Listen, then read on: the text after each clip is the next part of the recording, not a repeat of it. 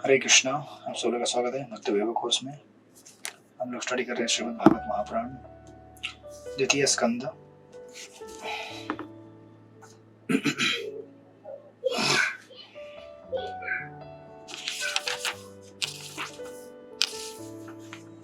और हम लोग लास्ट टाइम श्लोक नंबर 19 में रुके थे, सॉरी 18 पे।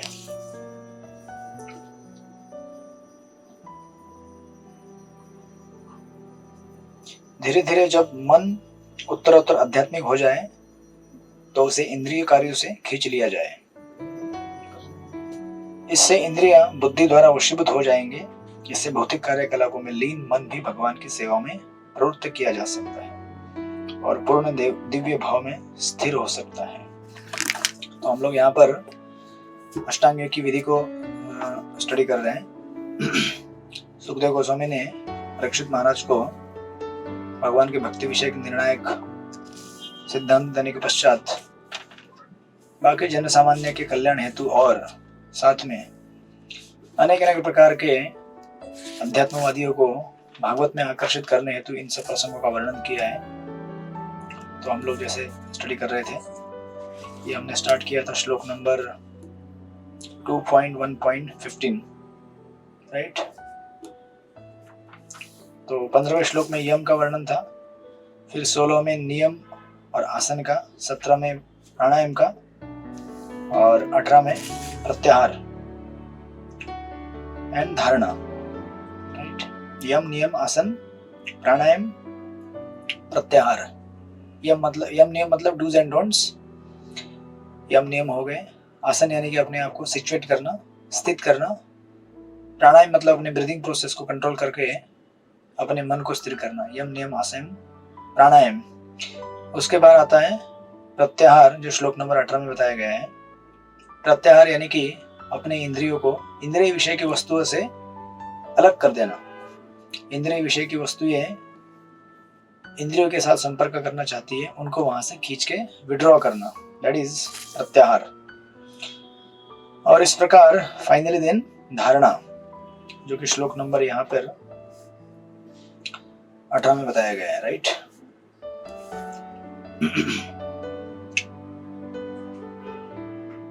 धारणा,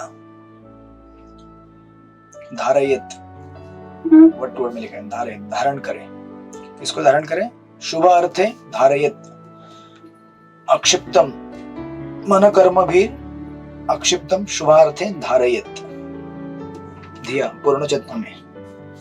तो बेसिकली यहाँ पे अभी क्लियर नहीं है ये शुभ अर्थ क्या है। प्रभुपाद ने हमारे अंडरस्टैंडिंग के लिए दिया, because that's the final conclusion. शुभ अर्थ यानी कि anything auspicious, but finally auspicious is Bhagwan only. भगवान के ऊपर ही वो मेडिटेट करेगा, राइट। और इस प्रकार मेडिटेशन करने के बाद जब मन हमारा भगवान में लग जाएगा, उसके तत्पश्चात फिर श्लोक नंबर 19 से आगे इस प्रक्रिया का वर्णन आएगा। आगे क्या होगा फिर 19 में। तो अभी यहाँ तक धारणा है श्लोक नंबर 18 तक। उसके बाद नेक्स्ट प्रोसेस है ध्यान और समाधि, राइट। यम नियम आसन प्राणायाम, ये 4 हो गया। उसके बाद यम नियम आसन प्राणायाम प्रत्याहार, फिर उसके बाद धारणा, ध्यान और समाधि। तो श्लोक नंबर 19 में ध्यान और समाधि का वर्णन आएगा। श्लोक नंबर 19 पढ़िए सृष्टिपति प्रभु।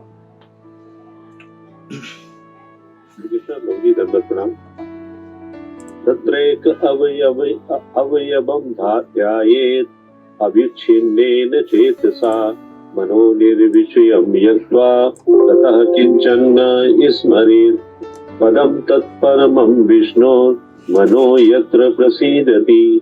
तत्पश्चात श्री विष्णु के पूर्ण शरीर की अवधारणा को हटाए बिना एक एक करके विष्णु के अंगों का ध्यान करना चाहिए। जब समस्त इंद्रिय विष्णु से मुक्त हो जाता है, तब चिंतन के लिए कोई अन्य वस्तु नहीं रह जानी चाहिए। क्योंकि भगवान विष्णु परम सत्य हैं, अतएव केवल उन्हीं में मन पूर्ण रूप से रम जाता है। हरे कृष्ण प्रभु जी, धन्यवाद, प्रणाम। हरे कृष्ण। तो पिछले श्लोक में 19 में 18 में बताया गया था धारणा, राइट। सो धारणा इज अ जनरल मेडिटेशन भगवान के ऊपर, राइट। प्रोसेस वहां से स्टार्ट होता है धारण करने से। और इसको जब आप स्पेसिफिकली करते हैं दैट इज कॉल्ड ध्यान। अभी क्या फर्क है जनरल मेडिटेशन और स्पेसिफिक मेडिटेशन में, फर्क क्या है? तो अभी जैसे इस श्लोक में देखेंगे आप, सुखदेव गोस्वामी कहते हैं श्री विष्णु के पूर्ण शरीर की अवधारणा को हटाए बिना। तो जनरल मेडिटेशन स्टार्ट हुआ था श्लोक नंबर 18 से कि भगवान विष्णु के ऊपर ध्यान करो आप। लेकिन अभी यहाँ स्पेसिफिक बनते जाएगा, जैसे कहा है एक एक करके विष्णु के अंगों का ध्यान करना चाहिए, राइट। तत्रेका वयम, एक एक करके। जैसे आप लोग कभी मंदिर में जब जाते दर्शन करने के लिए, हम या मतलब कभी कभी कुछ नए लोग भगवान का दर्शन करने आते हैं, तो दर्शन करते हैं तो उनको क्या है, एक जनरल फॉर्म दिखता है भगवान का, राइट। अब उनको अगर आप आधे घंटे बाद पूछेंगे, मंदिर से दर्शन करके बाहर आ जाते हैं, उनको पूछेंगे अच्छा ये बताओ भगवान ने कौन से कलर का धोती पहना था? ये प्रश्न आपको कभी भी पूछा होगा। तो कभी कभी हमको भी चेकमेट हो जाता है, जो कौन से कलर का पहना था? मुझे तो सब कलर सेम ही लगता है ना। कभी कभी भगवान के ड्रेस ऐसे मल्टी कलर होते हैं, एक स्पेसिफिक कलर नहीं रहता उसमें, लाल काला पीला हरा नीला सब होता है, तो that is different thing. But otherwise also जो नए विजिटर्स हैं उनको अगर आप पूछेंगे कौन सा कलर का ड्रेस पहना था, कौन सा पहना था, 1 घंटा क्या पूरा दिन भी मेडिटेट करेंगे तो भी मालूम नहीं पड़ेगा उनको, है ना। क्योंकि जब दर्शन करने गए थे तो for them it's a general darshan, Radha Krishna वाह सुंदर दर्शन है, वो डिटेल में नहीं जाते। That's called general meditation on the lord, that is dharana, जो पिछले श्लोक में वर्णन किया गया है, राइट। या कभी कभी आप देखेंगे उसमें, और अगर आप स्पेसिफिक जाएंगे तो मतलब अगर डिवोटी कम्युनिटी में अगर देखेंगे आप, तो आप में भी बता सकते हैं कौन से कलर का धोती पहना हुआ था, क्योंकि ब्रॉडली वो कलर प्रोमिनेंट होता है। जैसे समझो वसंत पंचमी में पीले कलर का पहना था, तो आप बोलेंगे हाँ पीले कलर का पहना था, पीले कलर का धोती था, पीले कलर का स्कर्ट था, भगवान का शर्ट था, वगैरह वगैरह। लेकिन आपको अगर वही पूछेगा कि अच्छा वो टर्बन जो लगाया था, पगड़ी, उसमें क्या क्या था बताओ, तो फिर ये मेडिटेशन के लेवल से अलग अलग।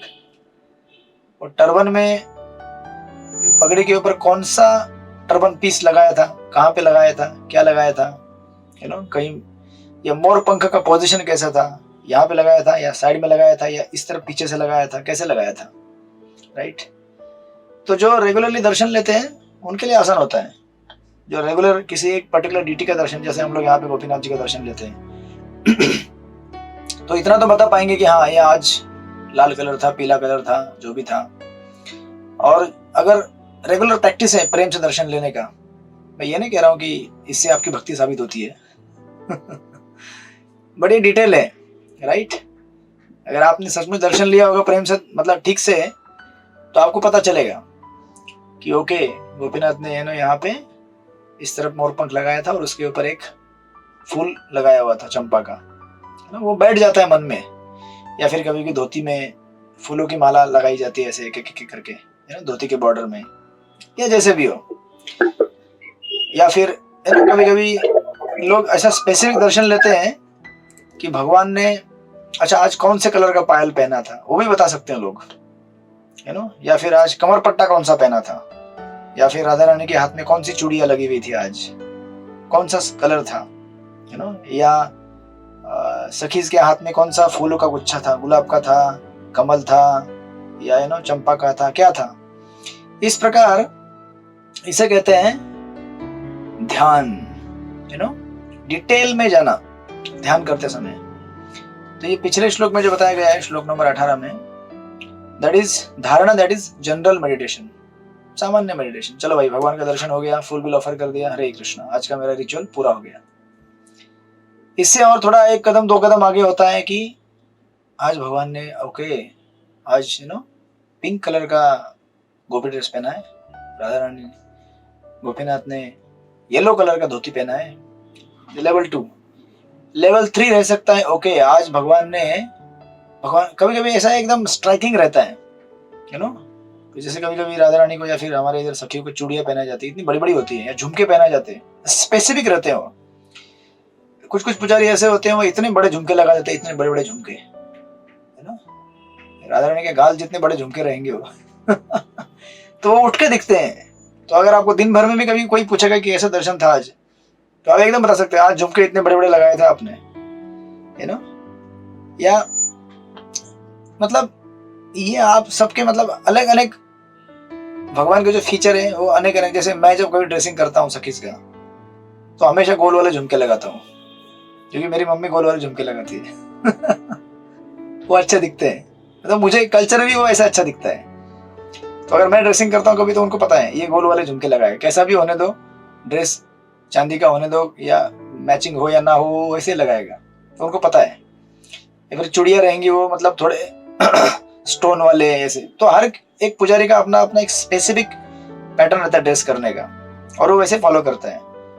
तो कुछ भक्त ऐसे होते हैं दर्शन लेने वाले, दर्शन आरती खुलने के बाद वो तुरंत बता देते हैं आज का ड्रेसिंग ये प्रभु जी ने किया है, ये माता जी ने किया है, 1 सेकंड के अंदर बता देंगे आज ड्रेसिंग इनका है ना, क्योंकि वो मेडिटेशन कर करके इतने सालों में इतना परिपक्व हो गया होता है, 1 मिनट में पहचान जाता है कि ये ड्रेसिंग आज ये पुजारी का है, आज ड्रेसिंग ये माता जी का है। तो इसको बोलते हैं यू नो ध्यान, एक एक भगवान के अंगों का बारीक से यू नो ध्यान करना। जनरल मेडिटेशन से स्पेसिफिक मेडिटेशन में जाना, यू नो। इससे क्या होता है कि हमारा मेडिटेशन और गहराई में जाता है और एक्सटेटिक बनता है, बिकॉज नाउ आपका फोकस और बढ़ गया भगवान के ऊपर, यू नो। इन जनरल थोड़ा सा दर्शन करके लोग भाग जाते हैं तो हो गया दर्शन, बट शांति से खड़े रहकर ओके आज भगवान ने ये कमर पट्टा लगाया है, ये चूड़ियां पहनी है, ये कंगन, यू नो, ये झुमके लगाए हैं, बालों में ये गजरा है। इस प्रकार का जो दर्शन होता है वो आपको और डेप्थ में लेकर जाता है, and that is called as dhyan, right. तो जैसे इस श्लोक में बताया गया है कि श्री, और ये सब ध्यान करते समय एक इंस्ट्रक्शन भी है क्या, श्री विष्णु के पूर्ण शरीर की अवधारणा को हटाए बिना। मतलब ऐसा नहीं सोचना है कि विष्णु मतलब एक ही पार्ट है। अभी कंगन का अगर आप ध्यान कर रहे हैं, चूड़ी का, अच्छा तो भगवान केवल चूड़ी मतलब हाथ है क्या? नहीं, भगवान पूर्ण अंग है, उसमें से आप हाथ का ये भगवान के, यू नो, जैसे बांसुरी भी होती है, अनेक अनेक पुजारी अलग अलग प्रकार की बांसुरी लगाते हैं, यू नो। किसी को प्लेन बांसुरी चाहिए होती है, किसी को डिजाइन वाली, उससे पता चलता है। तो जब दर्शन करते हैं तो ऐसा नहीं सोचना है कि भगवान अभी, यू नो, अलग अलग भाग में बढ़ गए हैं, कि अभी कोई अगर लोटस फीट देख रहा है, कभी कभी हमारे है डिवोटी लोटस फीट का फोटो डालते रहते हैं ग्रुप में तो आपको लगेगा अच्छा खाली लोटस फीट है भगवान, नहीं, भगवान पूर्ण अंग है। अभी उस समय ध्यान करते समय उसका ज्यादा ध्यान खाली लोटस फीट में है, यू नो, पर भगवान पूर्ण अंग है। आपको पूर्ण वो पिक्चर रखते हुए ओके भगवान के चरणों में ये ऐसा लगा हुआ है, उसी प्रकार भगवान के हाथों में, तो पूर्ण अवधारणा रखते हुए एक एक अंगों का ध्यान हमें करना चाहिए। इससे क्या होगा, अनुवाद में कहा गया इस तरह मन समस्त इंद्रिय विषयों से मुक्त हो जाता है, यू नो, बिकॉज मन को हमेशा कुछ ना कुछ ऑब्जेक्ट चाहिए मेडिटेशन का। अगर हम उसे कुछ अच्छा ऑब्जेक्ट नहीं देंगे तो वो अपने आप कुछ ना कुछ ढूंढ लेगा, फिर वो अच्छा भी हो सकता है, बुरा भी हो सकता है। इसलिए योगिक प्रक्रिया या फिर साधना की प्रक्रिया यही है कि मन को कुछ ना कुछ अच्छा दिया जाए, ताकि मन यहाँ वहां ना भटके और अच्छी जगह पे बने रहे, राइट। इस प्रकार तब चिंतन करने के लिए कोई अन्य वस्तु नहीं बचती है। जब ऐसा ध्यान हमारा धीरे धीरे धीरे धीरे इवेंचुअली जब परिपक्व हो जाता है, ऐसा हो जाता है कि आपके ध्यान को अभी और कोई डिस्टर्ब कर ही नहीं सकता। एक बार आपने भगवान के ऊपर आंख जमा ली, यू नो, मैं यहाँ पे कई सालों से यहाँ पे बीच में खड़ा रहता दर्शन लेने के लिए, गोपीनाथ के इधर एकदम बीच में सेंटर में, मतलब आज हो गया लगभग 10 साल हो गया होगा। वो उसी मतलब हर भक्त का अपना एक पोजीशन रहता है दर्शन लेने का भी एक बार मैं राधा गोपीनाथ प्रभु से ऐसे बात कर रहा था तो राधा गोपीनाथ प्रभु बोले कि मेरा एक पोजीशन था वहां पे खड़ा रहने का दर्शन लेने के लिए पहले 3-4 साल। फिर कुछ तो हो गया वहां पे, किसी ने बोला कि नहीं थोड़ा दिखता नहीं, ऐसा नहीं, तो प्रभु जी बोले फिर मैं वहां हट गया। तो पिछले लगभग 25 साल से प्रभु जी बोले कि मैं उधर ही खड़ा रहता हूँ। वहीं से मैं, अगर आप देखेंगे राधानाथ महाराज को दर्शन करते समय, महाराज का भी वही पोजीशन है। वो गौरव के साइड में वहां खड़े रहते हैं, वहीं से दर्शन लेंगे। मैंने इतने साल में आज तक कभी नहीं देखा कि कभी सेंटर में आके गोपीनाथ को दर्शन लेते हैं, यू नो, उधर से दर्शन लेंगे। तो हर किसी भक्त का अपना अपना एक स्ट्रेटेजिक पोजीशन फिक्स रहता है कोई यू नो मतलब एक एक का अपना वो बना देंगे ना। वो कोविड के टाइम में बनाते थे ना सर्कल, यहाँ पे खड़ा रहना है आपको, फिर दूसरा आदमी यहाँ खड़ा रहना है, तीसरा वहां खड़ा रहना है, लाइन से ऐसा। तो हर एक भक्त का अपना वो स्ट्रेटेजिक पोजीशन फिक्स हो गया है कि वहीं पे खड़ा रहना है। मेरा भी पिछले 10 साल से वही है, वहीं खड़ा रहना मतलब वहीं खड़ा रहना है। और अगर गलती से सामने कोई आ गया, कभी कभी अगर लेट होता है मंगल आरती पहुंचने के लिए, तो पहले लोग आ जाते हैं, कुछ ऐसे खड़े हो जाते हैं। तो उस दिन मंगल आरती में वही चल बेचल रहता है कि दर्शन हो रहा है, फिर ऊपर किसी का हाथ आ जाता है, फिर नीचे हो जाता है, खास करके कोई अगर ऊंचा आदमी खड़ा हो जाए सामने। तो इस प्रकार जब आपका मन यू नो फिक्स हो जाए, लग जाए उसमें, दिस इज कॉल्ड एज समाधि, कि अभी आपके ध्यान को कोई डिस्टर्ब नहीं कर सकता। चाहे कुछ भी हो जाए दुनिया में, आप उस जगह से हिल ही नहीं सकते। आपका वो जगह फिक्स हो गया वहां से दर्शन लेने का भगवान का, वहां खड़े रहना मतलब वहीं खड़े रहना है। उससे थोड़ा भी अगर यू नो कुछ इंच यहाँ वहां हो गया तो फिर आपका दिमाग चल बेचल होने लगता है कि अरे आज नहीं, वो मतलब ऐसा नहीं कि भगवान दूसरी जगह से दिखते नहीं है, बट हर किसी का अपना एक बन गया होता है वो सेटिंग। वहां से भगवान को देखने का उसका जो यू नो एक अपना रस है, वो रस उसका मैच हो गया होता है, और भगवान को भी मैच हो गया होता है। तो भगवान इतनी प्रेरणा कैसे देंगे? और फिर कभी अगर वहां नहीं रहेंगे तो भगवान सोचते रहते हैं आज मेरा भगत किधर गया, यहाँ खड़ा रहता था, आज वो भगत आया नहीं, किधर है? तो जैसे हम भगवान को ढूंढते हैं वैसे भगवान के हमें ढूंढते हैं। भगवान को भी आदत हो जाता है यू नो भक्तों को देखने का। अगर वो भक्त उस दिन नहीं रहा तो फिर भगवान याद दिलाते हैं। तो ये अनुभव मुझे काफी कई बार रहा है कि हम कभी अगर ऐसे एब्सेंट रहते हैं या जा नहीं पाते हैं, तो अंदर से लगता है कि आज भगवान का दर्शन हुआ नहीं मंगल आरती में, यू नो, या उस जगह पे खड़े नहीं रह सके। तो एक अंदर से आवाज आता है कि भगवान का मिस हो गया, दर्शन मिस हो गया। हालांकि मिस मतलब बाद में दर्शन होता है, बट आपने उस जगह से वो पॉइंट में और उस टाइम में है ना। तो उस प्रकार जब आपका इंटेंसिटी बढ़ जाए भगवान के दर्शन में और उसको कोई डिस्टर्ब नहीं कर सकता, फिर कुछ भी हो जाए यू नो। मुझे तो कई बार कितने बार कुछ लोग कहते थे कि अरे बीच में यहाँ खड़ा मत रहो, यहाँ पे साइड में माता जी लोग रहते हैं, यहाँ पे इधर वो लोग रहते हैं, तो वो लोग दर्शन लेने आते हैं। मैं बोला मैं जिसका दर्शन लेने के लिए खड़ा रहता हूँ उनके लिए रहता हूँ। मुझे कुछ समझ में नहीं आता है कौन आया कौन गया। तो ऐसे मतलब ऐसे अनेक अनेक आपको एग्जाम्पल दिखेंगे समझने के लिए। एक बार वो अगर जुड़ गया तो जुड़ गया, मतलब ये नहीं कह रहा हूँ कि समाधि लग गया मेरे को बट इसके कुछ यू नो अंश आपको अनुभव करने के लिए मिलेंगे over a period of time. 10, 15, 20 साल जैसे समय गुजरता है भक्ति में यू नो। उसी प्रकार चैंटिंग करने का भी जगह हर किसी का फिक्स रहता है। सुबह भगत आते हैं तो हर किसी का अपना फिक्स जगह है। अभी महाराज का वो जगह जो है वो फिक्स है, राधा गोपीनाथ प्रभु वहां बैठते हैं उनका भी फिक्स है, श्यामानंद प्रभु का उनका भी एक जगह फिक्स है। हर किसी भक्त का अपना अपना फिक्स जगह रहता है, राइट। उस जगह से समाधि अच्छा लगता है तो इस प्रकार क्योंकि वो फिर क्या है एक फैमिलियरिटी हो जाता है उस जगह से। हर बार चेंज करेंगे तो क्या है हर बार नया नया, फिर फोकस करने के लिए परेशानी होती है मेडिटेशन करने के लिए। तो इस प्रकार जब आपके चिंतन को कोई रोक नहीं सकता, तब चिंतन के लिए कोई अन्य वस्तु न रह जाए you know, then you have achieved samadhi, that is called as samadhi. तो हमने शुरुआत कहां से किया था? यम नियम यू नो, ये करना है ये नहीं करना है, आसन यू नो सिचुएट करना अपने आप को, यम नियम आसन, फिर प्राणायाम, अपने ब्रीथिंग को कंट्रोल करना है, यानी बेसिकली अपने लाइफ को कंट्रोल करना है, लाइफस्टाइल रेगुलेशन लाना है, यम नियम आसन प्राणायाम। देन प्रत्याहार विड्रॉ, देन धारणा, कोशिश है पहला जनरल मेडिटेशन का, फिर धीरे धीरे धीरे धीरे ध्यान लगेगा और फिर फाइनली उस ध्यान को जब डिस्टर्बेंस नहीं आएगा दैट बिकम्स समाधि। इसलिए यहाँ पे कह रहे हैं क्योंकि भगवान विष्णु परम सत्य है, अतएव केवल उन्हीं में मन पूर्ण रूप से निमग्न हो जाता है, राइट। फिर ये जो प्रक्रिया है, अभी हालांकि ये अष्टांग योग की प्रक्रिया है, बट यही तो सुखदेव गोस्वामी कहने की कोशिश कर रहे हैं कि चाहे प्रक्रिया अष्टांग योग की हो या कोई भी प्रक्रिया हो, भगवान का ध्यान किए बिना किसी को भी परम गति प्राप्त नहीं हो सकती किसी भी फील्ड में, चाहे वो कर्म योगी हो, ज्ञान योगी हो, कोई भी हो। हालांकि कर्म योगा का नेक्स्ट लिम है, ज्ञान योग प्रोग्रेशन है, तो इसलिए यहाँ पे, और अगर आप तृतीय स्कंद में जाएंगे तो वहां पे वापस से वर्णन आएगा इस सेम प्रक्रिया का। ये जो बेसिक आपने आज स्टडी किया है यहाँ पे पिछले क्लास से और इस क्लास से अष्टांग योग का, ये प्रक्रिया कई बार रिपीट की जाएगी भागवत में। कई बार इसका वर्णन आएगा। अनेक अनेक जो राजा महाराजा लोग हैं जो भगवत धाम प्राप्त करने के लिए, हालांकि भगवान के भक्त होते हुए भी इस प्रक्रिया को फॉलो करेंगे, क्योंकि उस युग में वो प्रक्रिया थी, राइट है तो भक्त योगी है, इसको कई बार वर्णन किया जाएगा। और जब कपिल मुनि भागवत के तृतीय स्कंद में इसका वर्णन करते कहते हैं वैकुंठ लीला अभिध्यानम, क्योंकि जो योगी है वो क्या मेडिटेट कर रहा है, न केवल भगवान के अनेक अनेक अंगों को, न केवल भगवान को, बल्कि भगवान के अनेक लीलाओं को भी मैनिफेस्ट करना, मतलब मेडिटेट करना चालू करता है वो, राइट। और अब देखेंगे इस श्लोक में जो पहले 2 लाइन है इसमें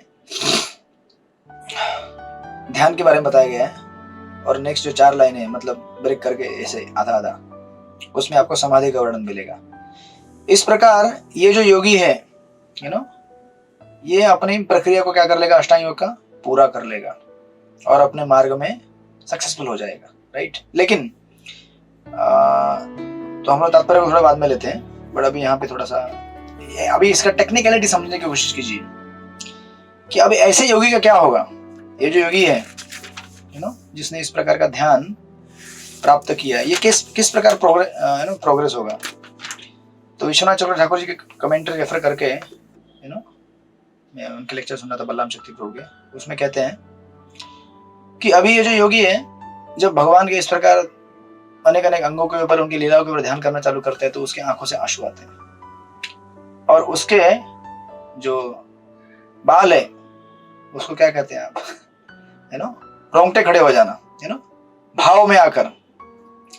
तो इसके आंखों से आंसू आते हैं और hairs they also stand on and. तो ऐसा लगेगा कि अरे इसने तो मतलब पूरा भगवान को प्राप्त कर लिया, भगवान को अचीव कर लिया। लेकिन प्रॉब्लम क्या है यहाँ पे, ये जो योगी है ये किस लिए तपस्या कर, अष्टांग योग की प्रक्रिया क्यों फॉलो कर रहे हैं, क्योंकि इसको क्या चाहिए, इसको हम लोग अष्टांग योग की प्रक्रिया में अंतिम लक्ष्य क्या होता है, इम्पर्सनल लिबरेशन, राइट। निराकार मुक्ति चाहिए ना इसको। आप सब लोग मेरे साथ हैं, गणित चालू हो जाते तो आप लोग थोड़े डर जाते हैं। 2 प्रकार की मुक्तियां होती है, ये तो आपको पता रहेगा, personal liberation, impersonal liberation, right. साकार मुक्ति और निराकार मुक्ति। साकार मुक्ति यानी कि भक्त जो भगवान के भगवत धाम में चले जाते हैं भगवान की सेवा करने के लिए, और निराकार मुक्ति मतलब जो ब्रह्म ज्योति में ही जाके वहीं बैठे रहते हैं कि हमें भाई किसी से संबंध नहीं बनाना है, संसार में हमने संबंध बना के बहुत दुखी है, हमको और नए संबंध बनाने के लिए मत बोलो, चाहे वो आध्यात्मिक हो कोई भी हो, हमें नहीं चाहिए संबंध, हमें केवल मुक्ति चाहिए। ये भौतिक शरीर, मन, बुद्धि, अहंकार सबसे, और हमको केवल एज आत्मा शांत रहना है, ब्रह्म ज्योति में पड़े पड़े, ठीक है ना। सो ये 2 प्रकार की मुक्ति है। और ये जो व्यक्ति है अभी ये प्राप्त करने के लिए आया है इम्पर्सनल लिबरेशन, राइट। निराकार मुक्ति इसको प्राप्त करनी है, लेकिन ध्यान किसके ऊपर कर रहा है, भगवान के ऊपर जो कि साकार है।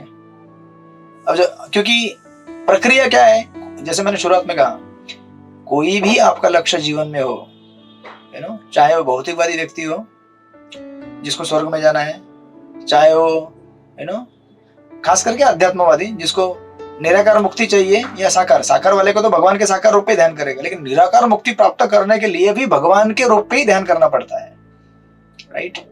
क्योंकि उसको अवार्ड देने वाले कौन है, भगवान ही है ना। अगर देंगे तो कौन अवार्ड देगा, भगवान ही देंगे ना।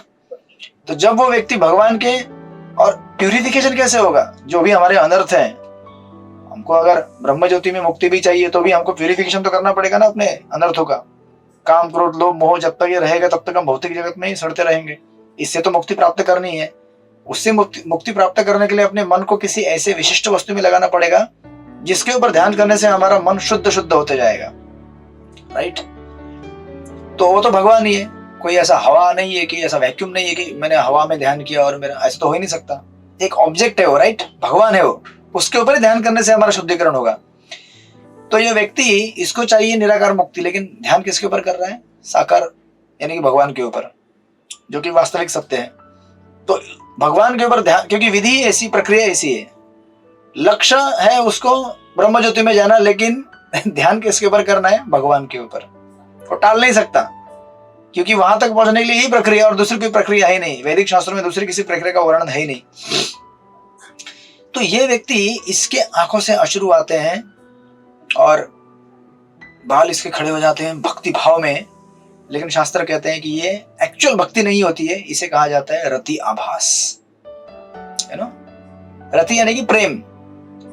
ये प्रेम का एक आभास उसको मिलता है। क्यों? क्योंकि इसके मन में है नहीं मुझे भगवान की भक्ति करनी है, इसके मन में क्या है? मुझे निर्विशेष मुक्ति चाहिए, राइट। तो फिर भी लेकिन भगवान के ऊपर ध्यान करने की वजह से इसके आंखों से आंसू आते हैं और हृदय गदगद हो जाता है। इसलिए शास्त्रों में इसको कहा जाता है रति आभास, राइट। इवन हमारे भौतिक जगत में भी हम देख सकते हैं ऐसे कि हम जब कभी कोई अद्भुत एस्टोनिशिंग चीज देखते हैं तो हमारे भी आंखों से, है ना, ऐसे कभी इवन मेटेरियली ऑल्सो कुछ ऐसे इमोशन होते हैं, हमारे आंखों से आंसू आते हैं। नहीं आते? कभी हुआ ना आपके जीवन में कि आपका बच्चा फर्स्ट रैंक लेके आया, आंखों से गदगद आंसू निकल आएंगे बाल एकदम खड़े हो जाएंगे, है ना।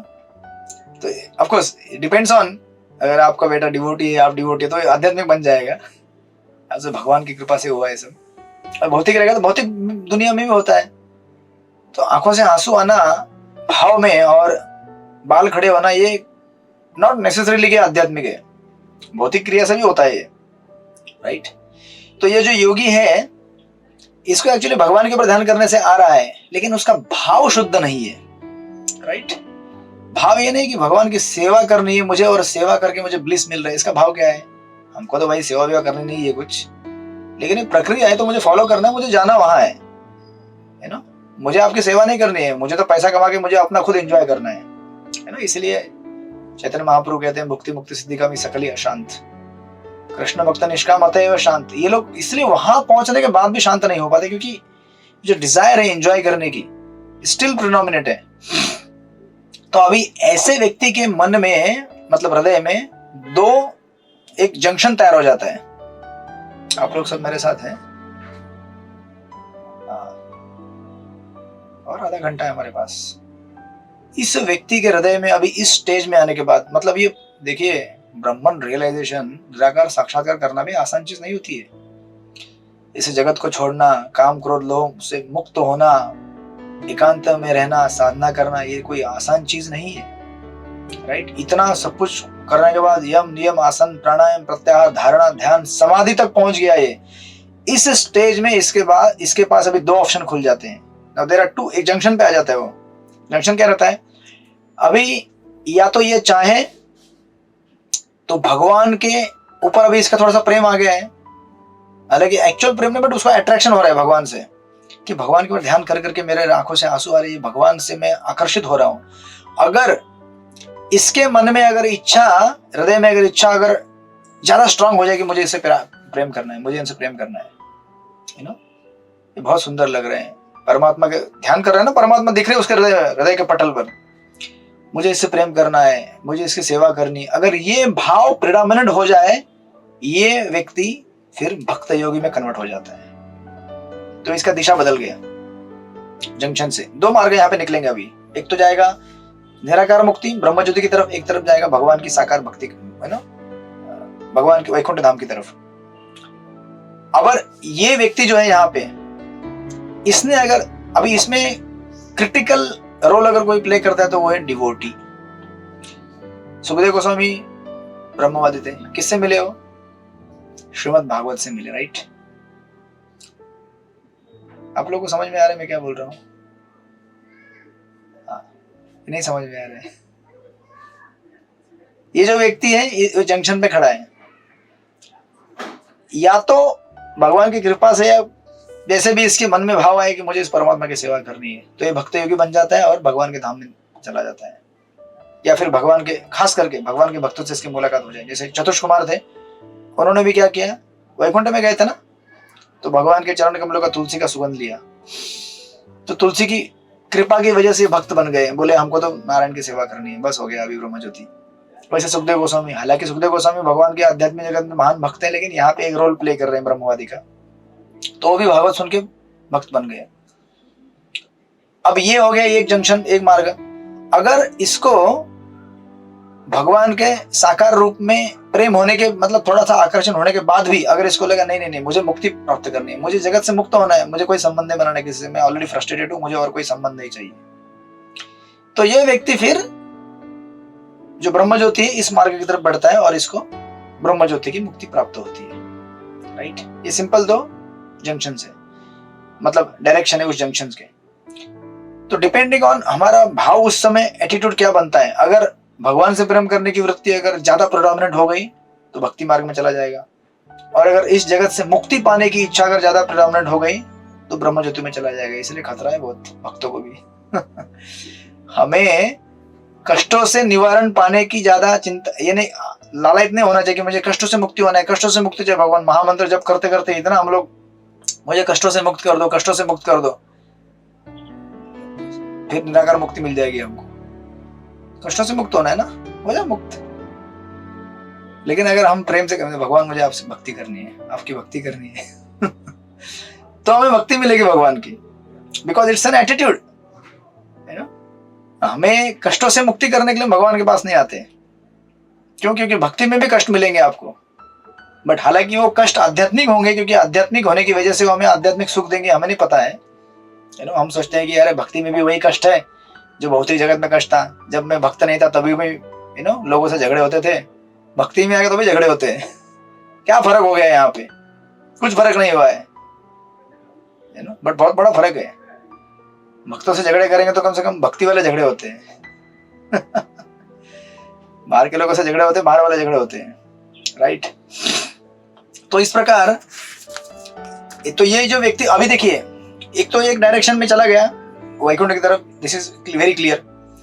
दूसरा जो व्यक्ति है जो ब्रह्म ज्योति की तरफ जाता है, फिर ये क्या करता है, अपना जो मन शरीर सब कुछ नष्ट कर देता है, क्योंकि नष्ट करना है उसको, क्योंकि उस मन से शरीर से इरिटेटेड है, फ्रस्ट्रेटेड है। उसके साथ साथ फिर वो संबंध जो बनाया था उसने उस मन के माध्यम से शरीर के भगवान को ध्यान कर रहा था, वो सब टूट जाता है और फिर ये व्यक्ति इम्पर्सनल लिबरेशन प्राप्त कर लेता है। अभी इम्पर्सनल लिबरेशन के अंदर भी दो कैटेगरी होते हैं।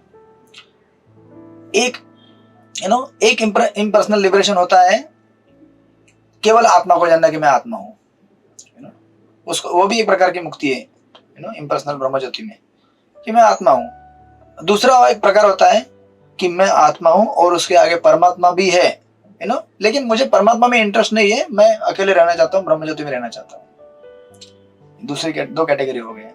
इसमें अंतर केवल इतना है सुख का, जो केवल आत्मा के बारे में जानता है उसका सुख इतना होता है, जो परमात्मा के बारे आत्मा और साथ में परमात्मा के बारे में जानता है उसका सुख थोड़ा और बढ़ के जाता है। देखिए आखिर ये सुख का ही मामला है पूरा। ब्लिस कितना मिलेगा आपको, लेवल 1 लेवल 2, और जो वैकुंठ में उसको परम सुख मिलेगा। राइट, इस प्रकार ये इसका वर्णन टेक्निकल भाषा में इसको प्रत्येक आत्मा और परागात्मा कहते हैं, जो गीता के 6 अध्याय में बताया गया। इतना टेक्निकल में नहीं जाएंगे, बट बेसिकली ये दो प्रकार के लिबरेशन से मुक्ति है, इम्पर्सनल लिबरेशन के अंदर भी। राइट, तो ऐसा जो व्यक्ति है जिसने इस प्रकार अष्टांग की विधि पूरी करके, प्रक्रिया पूरी करके जो योगा लैडर में आगे नहीं बढ़ पाया, योगा लैडर में आप देखेंगे ना, अगर आपने योगा लैडर देखा होगा तो अष्टांग योग के बाद में भक्ति योग भी बन सकता है ना, अगर वो भगवान की भक्ति करना चालू करे, जैसे हमने डिस्कस किया अभी। और जो नहीं कर पाए योगा लैडर में उधर ही रह जाता है, और वहां से अष्टांग योग से उसको इम्पर्सनल लिबरेशन भगवान का ब्रह्म ज्योति का प्राप्त होता है। तो ये 19वें श्लोक में बताया गया है यहां तक। राइट, सबको अभी तक क्लियर हुआ हमने जो भी डिस्कस किया? समझ में आया तो बोलिए हरि बोल। नहीं समझ में आया तो भी बोलिए हरि बोल, क्योंकि हरि बोल बोलने से समझ में आएगा। हरि बोल, हरि बोल। ओके, हरि बोल, हरि बोल। ठीक है, मुक्ति मिलेगी सबको, मिलेगी और 20 मिनट में मुक्ति मिलेगी, 15-20 मिनट में। तो इस प्रकार ये वर्णन यहाँ पे दिया गया है। देखिए इतना आप लोग ज्यादा डरिए मत, कुछ ज्यादा टेक्निकल नहीं बता रहा हूँ मैं, ये आप लोगों ने पहले भी पढ़ा हुआ है, योगा लैडर की बात है, simple. Impersonal liberation, personal liberation. जो जैसा भाव रखेगा उसको वैसी मुक्ति मिलती है। That's it. सिर्फ मैंने उसमें टेक्निकल 2 चीजें ऐड की, केवल परमात्मा वाला और केवल आत्मा के बारे में जानने वाला। ये 2 प्रकार की मुक्तियां हैं इम्पर्सनल लिबरेशन के अंदर भी। इसमें क्रिटिकल रोल अगर कोई प्ले करता है तो भक्त है। इसलिए देखो प्रचार करना इतना जरूरी है। संसार में बहुत सारे अध्यात्मवादी है, लेकिन बहुत सारे क्या है, निर्विशेषवादी है। उनको अगर भगवान के भक्तों का संपर्क मिल जाए ना, तो इनके पास ऑलरेडी पूरी प्रक्रिया है। ये लोग 4 नियम पालन करते हैं, ध्यान भी करते हैं, सब कुछ करते हैं। इनको केवल डायरेक्शन देना होता है। आपको वो बड़ा खतरनाक डायरेक्शन है कि उनकी धारणा ऐसे बनी हुई है इम्पर्सनल के, तो उसको हटाना भी कठिन है, हर कोई नहीं कर सकता। बट स्टिल ऐसे लोगों का भगवान के शुद्ध भक्तों के साथ संग अगर हो जाए तो तुरंत चेंज हो जाते हैं और भक्त बन जाते हैं। प्रभुपाद परपट में कहते हैं, विष्णु की बहिरंगा शक्ति से मोहित होकर मूर्ख लोग यह नहीं जान पाते कि सुख की लगातार खोज का चरम लक्ष्य भगवान विष्णु का सानिध्य प्राप्त करना है। राइट। विष्णु तत्व भगवान के विभिन्न दिव्य स्वरूपों का असीम विस्तार है और विष्णु तत्व का परम या आदि स्वरूप गोविंद अथवा कृष्ण है, जो समस्त कारणों के अंतिम कारण है। अतः विष्णु का चिंतन या विष्णु के दिव्य रूप का विशेष रूप से कृष्ण का ध्यान करना ही ध्यान की चरम सीमा है। राइट। और प्रभुपाद इसमें अगर तात्पर्य के बीच में जाएंगे तो समराइज कर रहे हैं पूरा। प्रभुपाद कहते हैं, इस श्लोक में यह निश्चित रूप से आश्वस्त किया गया है कि परम भगवान निर्विशेष नहीं है। अब वो व्यक्ति अगर निर्विशेष मुक्ति चाहता है तो क्या करे उसको अभी, लेकिन भगवान तो सविशेष है। यह व्यक्ति तो है, किंतु उनका शरीर हम जैसे बद्ध जीव से भिन्न है। अन्यथा पूर्ण आध्यात्मिक सिद्धि की प्राप्ति के लिए सुखदेव गोस्वामी ने प्रणव ओमकार से लेकर विष्णु के साकार शरीर के अंग प्रत्यंग के ध्यान की संस्तुति न की होती। देखिए ये जो कथा सुन रहे हैं ना, ये सब कथा यहाँ पे नैमिषारण्य में सारे ऋषि बैठे हुए हैं, इसमें कुछ निराकरवादी भी है, तो सुन रहे, अच्छा विष्णु के ऊपर ध्यान करना है क्या, और विष्णु के ध्यान करने से ऐसा हो सकता है, अगर ध्यान परिपक्व नहीं हुआ तो ऐसा होता है। तो ये लोग भी मतलब भक्त बनने के मार्ग में तैयार हो रहे हैं अभी। राइट।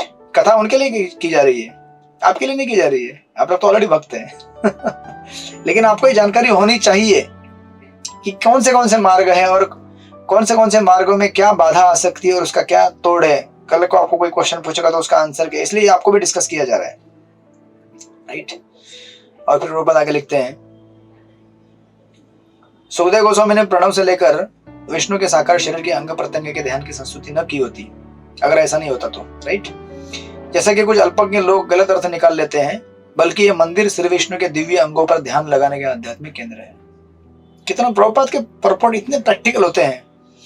जो अष्टांग योग की प्रक्रिया में एक परिपक्व योगी ध्यान कर रहा है, उस प्रक्रिया को एक सामान्य आदमी भी कर सकता है कितने आसानी से। देखिए प्रभुपाद कहते हैं, इस तरह भारत के भव्य मंदिरों में श्री विष्णु विग्रहों की पूजा मूर्ति पूजा नहीं है, जैसा कि कुछ अल्पज्ञ लोग गलत अर्थ निकालते हैं, बल्कि यह मंदिर श्री विष्णु के दिव्य अंगों पर ध्यान लगाने के आध्यात्मिक केंद्र है। शास्त्रों का अरेंजमेंट इतना साइंटिफिक और इतना स्पेसिफिक है, तभी आपको मालूम पड़ेगा, अभी आपको तभी समझेगा कि ये कितने इंपॉर्टेंट हम सेक्शन स्टडी कर रहे हैं।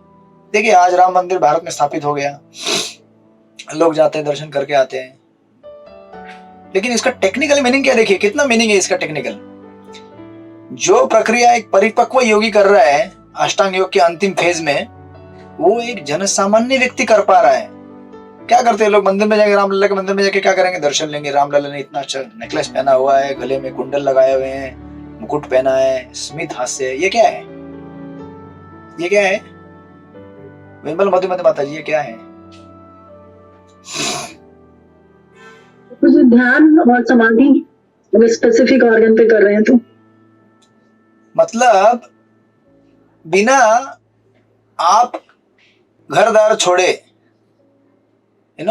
यम नियम आसन प्राणायाम प्रत्याहार कुछ भी नहीं किया आपने, लेकिन आचार्य की कृपा से, वेदों की अरेंजमेंट की कृपा से आप डायरेक्टली उस फेज में पहुंच गए कि डायरेक्ट भगवान का इस प्रकार समाधि, मतलब कितना इमेंस प्यूरिफिकेशन होता है फास्ट।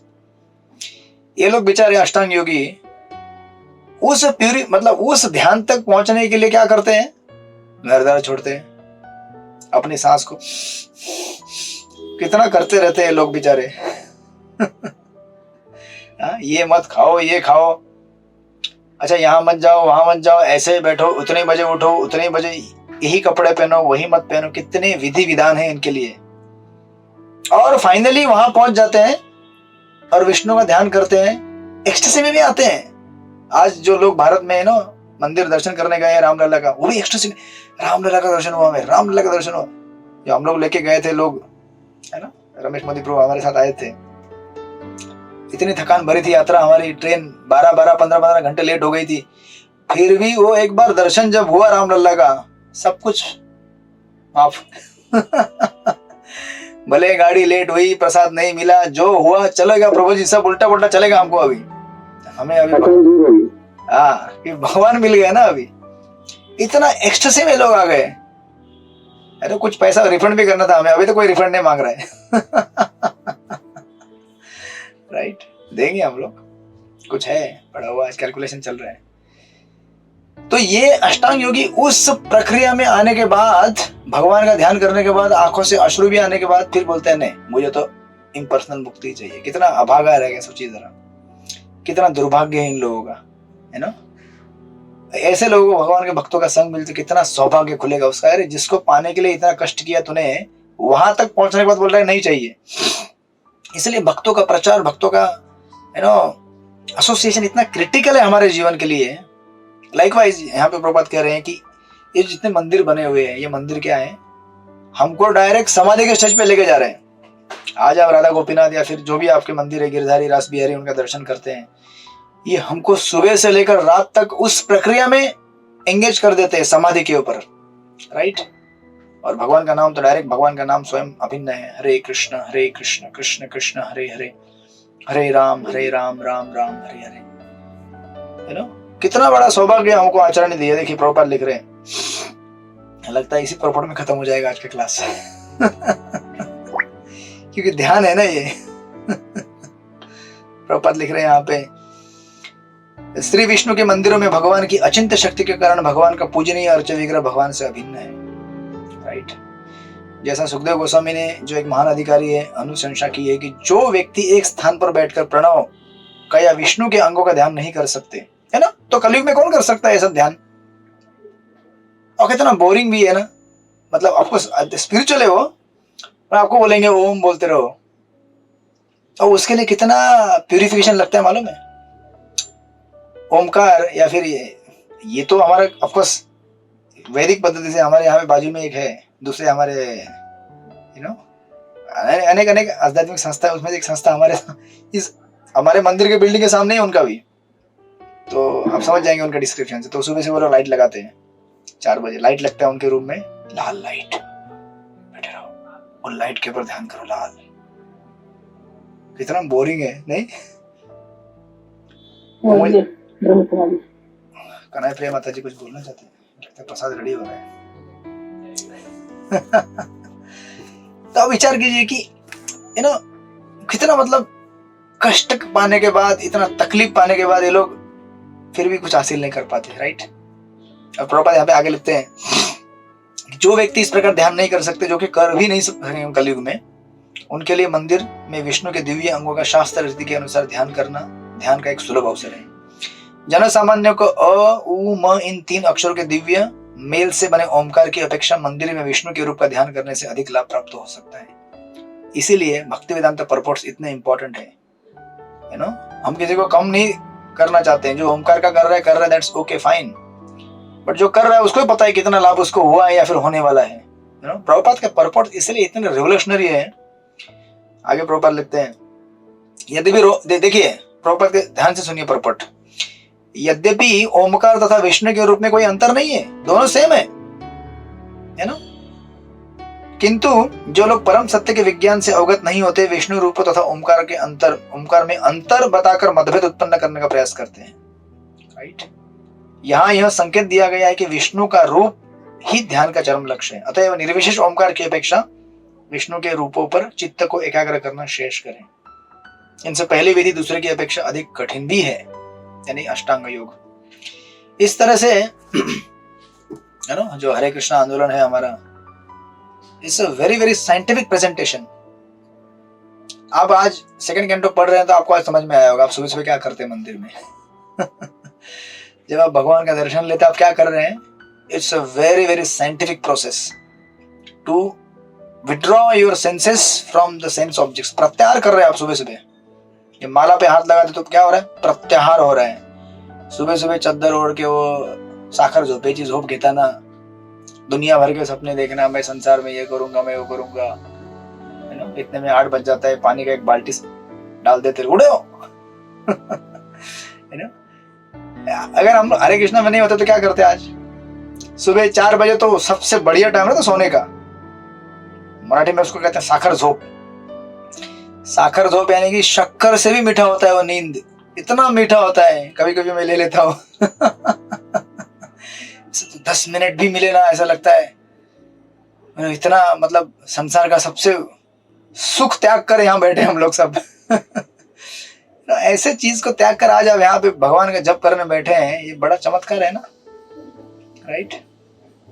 ये सब संभव कैसे है? प्रभुपाद जैसे आचार्यों की कृपा से कि इतना देखिए। इसलिए जब आप सेकंड कैंटो पढ़ रहे हैं, इसका आपको एक लाभ है, आप समझेंगे कि आप कितना साइंटिफिक प्रोसेस फॉलो कर रहे हैं। कोई ऐसी प्रोसेस नहीं है चैंटिंग की प्रोसेस कि अरे चैंटिंग कर दो क्या हो, कोई भी कर सकते। अरे भाई ये प्रोसेस क्या है समझो जरा ठीक से। भगवान का मूर्ति का अर्च वगैरह का ध्यान करते हैं, दर्शन करते हैं, you are directly associating with the supreme lord, yoga follow कर रहे हैं। योगा प्रक्रिया के अंतिम फेज में आप उतर गए हैं डायरेक्टली, राइट। तो इस प्रकार ये जो व्यक्ति है यहाँ पे 19 नंबर श्लोक में, ये क्या हो गया? तो प्रभुपाद ने आपको प्रभुपाद एक्सक्लूसिव और हमारे लिए प्रभुपाद ने भक्ति में परपोर्ट दिए हैं ये। हालांकि यहाँ भक्ति अभी स्टार्ट नहीं हुई है, जैसे गीता में भी पहले भक्ति स्टार्ट नहीं होती है 6 अध्याय में, लेकिन भगवान स्वयं कृष्ण तो बोलते हैं गीता में अंतिम अध्याय में, बहुनाम जन्मनाम अन्ते ज्ञानवान माम प्रपद्यन्ते वासुदेव सर्वमिति स महात्मा सुदुर्लभ, लेकिन प्रभुपाद ऐसे हैं कि हमको शुरू से ही भगवान बता रहे हैं कि अंतिम लक्ष्य वो है, आपको यहीं पे मिल गया है। ये मत सोचो कि बाद में मिलेगा, नहीं।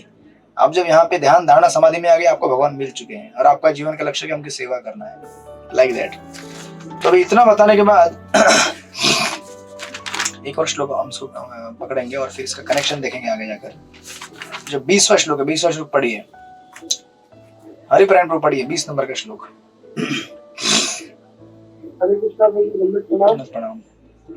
हृदय तमोध्यान आशित विमूढ़ मन है आत्मनो रचेत धारणा धीरे अंतिया सतमरन।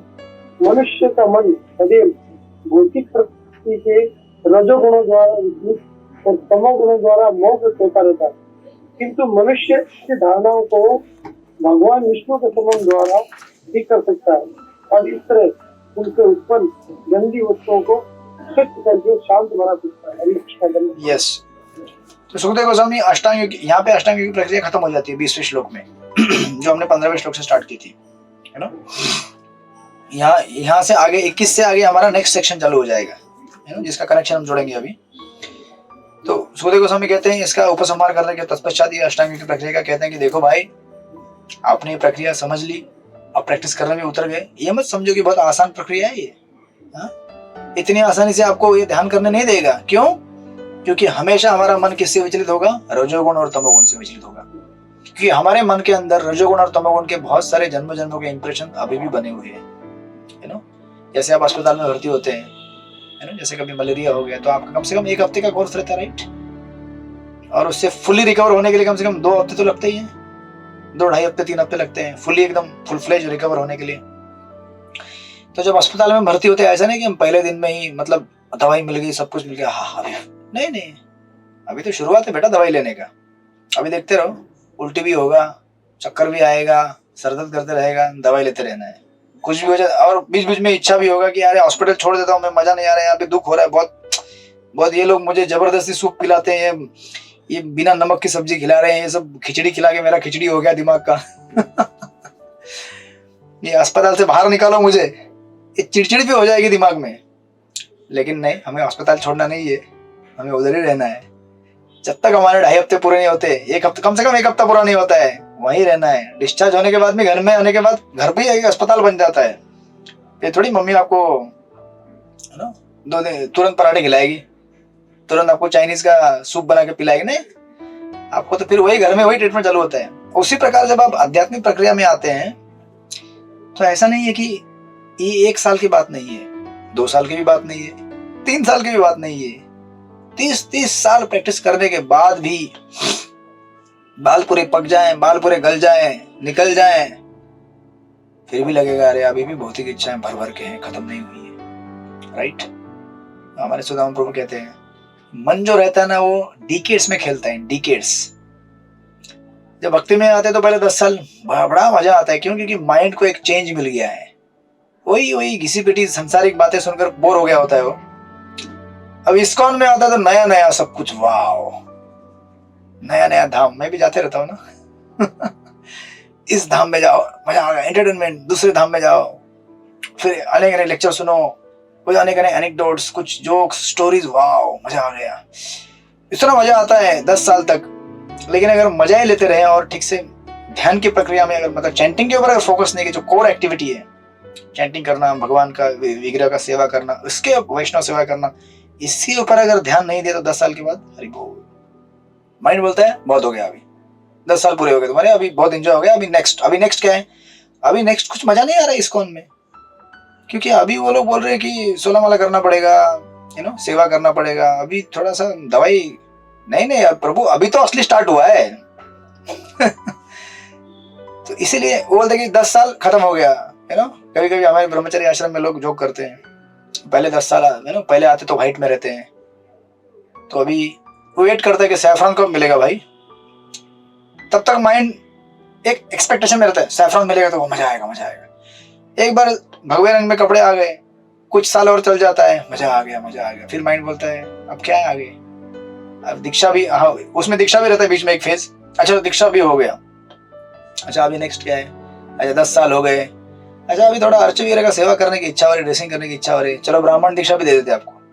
फिर और 5 साल खींच लेगा, वो चलेगा, मजा है। अभी उसके बाद क्या करेगा? संन्यास तो लेने वाला है ना इतने जल्दी फिर अगर हम ये मतलब न केवल ब्रह्मचारी के लिए, गृहस्थ के लिए भी है और किसी के लिए भी, तो लोग पहले इंतजार करते कि पहला दीक्षा कब होगा, मेरा पहला दीक्षा कब होगा। फिर इंतजार करते मेरा ब्राह्मण दीक्षा कब होगा। अब अबे आगे क्या करोगे? अभी आगे बस हो गया, भक्ति खत्म। इसीलिए जब तक हम लोग अपने कोर एक्टिविटीज में रोटेट नहीं है, जैसे श्रवणम कीर्तनम, क्योंकि अल्टीमेटली आपको वही करना है, हरे कृष्ण कृष्ण कृष्ण हरे हरे, हरे राम राम राम हरे हरे। इसमें अगर मन नहीं लगा तो फिर आपका सब कुछ बर्बाद हो जाएगा, ध्यान नहीं रहा अपना तो। राइट? तो इस तरह से यहाँ पे एक सुखदेव गोस्वामी कहते हैं कि देखो भाई, तुम आए हो लेकिन ये मत सोचना कि सब कुछ आसान होगा। ये जो आपका मन है ना, इसमें रजोगुण तमोगुण की बहुत सारे वासनाएं हैं, संस्कार है, वो आपको परेशान करेंगे। लेकिन सुखदेव गोस्वामी कहते हैं रजोगुण द्वारा विचलित और तमोगुण द्वारा मोहग्रस्त होता है, वो हमें नहीं होना है। रजोगुण क्या करता है? हमें एजिटेट करता है कि ये एंजॉय करो, वो एंजॉय करो। तो प्रभु बहुत दिन से तुम गए नहीं वहां पे, भाई कहाँ पे? उस सिनेमा थिएटर, ना बाबा ना, मना किया वहां नहीं जाने। नहीं जाना है तुमको प्रभु, नई मूवी लगी देशभक्ति वाली। कभी कभी लोग ऐसा एक्सक्यूज लेके जाते हैं और ध्यान नहीं दिया तो देशभक्ति से पता नहीं कौन सी भक्ति चालू हो जाएगी वहां पे। राइट? तो रजोगुण एजिटेट करेगा और तमोगुण हमें मोहित करेगा, बिविल्डर करेगा, बोलेगा ये क्या सही है क्या नहीं, गलत है। तो सुखदेव गोस्वामी कह रहे किंतु मनुष्य ऐसी धारणाओं से भगवान विष्णु के संबंध द्वारा ठीक कर सकता है। यानी कि जो गीता में हम कहते हैं ना कि मन जैसे भटकता है वापस मन को लेके आओ, भटकता है वापस लेके आओ, भटकता है वापस लेके आओ। ये अभ्यास चलते रहेगा। जब तक हम लोग भगवत धाम नहीं जाते तब तक चलता रहेगा। ध्रुव महाराज जब भगवत धाम की तरफ जा रहे थे तो उनको अनेक लोगों से जाके पास होके जाना पड़ा, स्वर्गलोक, महरलोक, जनलोक, तपलोक, सब लोगों से। किसी भी एक आध्यात्मिक ही चाहे क्यों ना हो, मतलब नॉट एग्जैक्टली स्पिरिचुअल बट एक साधना प्रोसेस, कोई अगर तप करने में भी ज्यादा आनंद ले रहा होगा, मुझे तप लोग में उतर जाएगा वो बेचारा, आगे जा नहीं पाएगा है ना। उसी प्रकार किसी को अगर भोग लेने का थोड़ा भी अगर स्वर्गलोक में उतर जाएगा बेचारा, अध्यात्म जगत में जाने की तरफ। तो इसलिए वो कह रहे हैं लेकिन डरने की कोई बात नहीं है, इसको सॉल्यूशन क्या है? किंतु मनुष्य ऐसी धारणाओं को भगवान विष्णु के संबंध द्वारा ठीक कर सकता है और इस तरह उनसे उत्पन्न गंदी वस्तुओं को स्वच्छ करके शांत बन सकता है। राइट? Like that. तो इस प्रकार ये यहाँ पे सेक्शन पूरा होता है और सुखदेव गोस्वामी इसको कंक्लूड करते हैं। लेकिन अभी इसके आगे आज तो नहीं ले पाएंगे हम, बट इसके आगे अभी ये जो चैप्टर है इस चैप्टर में जो बचे कुछ श्लोक हैं, बचे कुछ मतलब अच्छा खासा बचे श्लोक है, यू नो, ये लगभग आपको जाएगा 50 या 40 तक जाएगा ये आगे, और यानी कि हाफ हमने कवर किया है। इस चैप्टर का आधा भाग और द्वितीय अध्याय पूरा ये आपको देगा वर्णन विराट रूप का।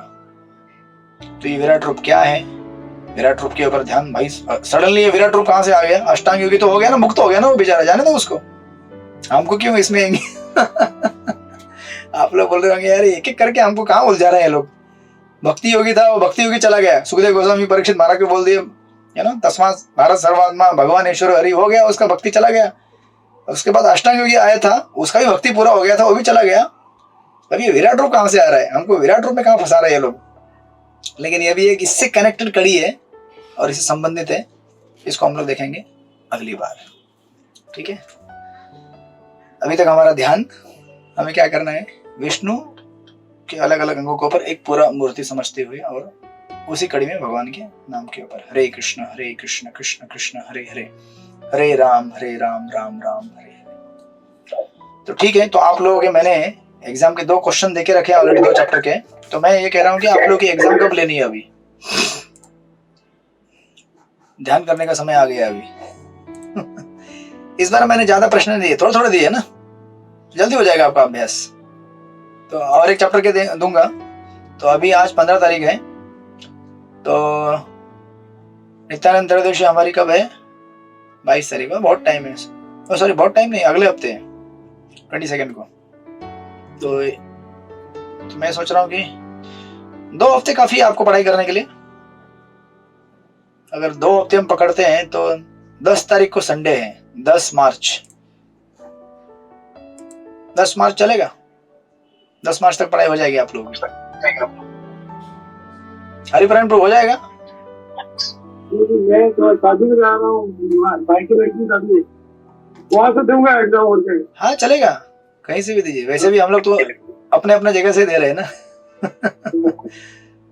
तो हम लोग ऐसा करते हैं, फिक्स कर देते हैं 10 मार्च। ये 3 चैप्टर आपके कौन से चैप्टर हैं? 14, 15, सॉरी 13, 14, 15 राइट? 13, 14 और 15। 13, 14, 15 है क्या? हाँ वही बोल रहा हूँ। हाँ 14, 15, 16। हाँ 14, 15, 16 बराबर। 14, 15, 16। उसके बाद फिर बचेंगे 17, 18, 19। हाँ फिर उसके भी एक ही एग्जाम हो गई 17, 18, 19 की। तो वो आप हाँ 16 के प्रश्न देने बाकी है मुझे। 14, 15, 16, 17, 18 बराबर। तो हम लोग 10 मार्च फिक्स कर लेते हैं। 10 मार्च में आप बाकी जो आने वाला अध्याय है 16 के मुझे जो एग्जाम क्वेश्चन देने हैं वो थोड़ा बड़ा है चैप्टर, बट स्टिल मैं कोशिश करूंगा कि थोड़ा मतलब समराइज कंसाइज फॉर्म में दे सकूं आपको, ठीक है। हरे कृष्णा। श्रील प्रभुपाद की जय। भगवत महापुराण की जय। वांछा कल्पतरुभ्यश्च कृपा सिंधुभ्यश्च अनंत कोटि वैष्णव वृंद की जय। श्री प्रभुपाद की जय। हरे कृष्णा। दंडवत प्रणाम। हरे कृष्णा। हरे कृष्णा। दंडवत प्रणाम। हरे कृष्णा। दंडवत प्रणाम। हरे कृष्णा।